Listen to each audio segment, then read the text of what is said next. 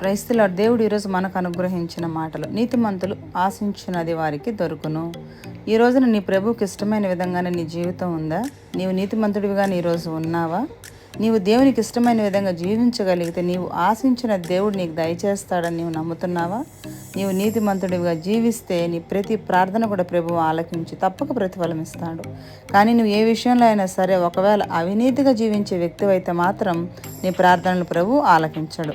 ఎందుకంటే నీ ప్రభువు నీతిమంతుడు కనుక నీవు కూడా ఆయనకు వల్లే నీతిమంతుడిగానే ఉండాలని ఆయన కోరుకుంటున్నాడు. దేవునితో ఒక మాట మనసులో ఒక మాట అనుకుంటూ వేషధారి భక్తి నీవు చేసినంత కాలం కూడా నీవు అవినీతిని విడిచిపెట్టినట్లే లెక్క. నీ నీతిని యథార్థతను బట్టి నువ్వు పరలోకం చేరుకోగలుగుతావని మర్చిపోకు.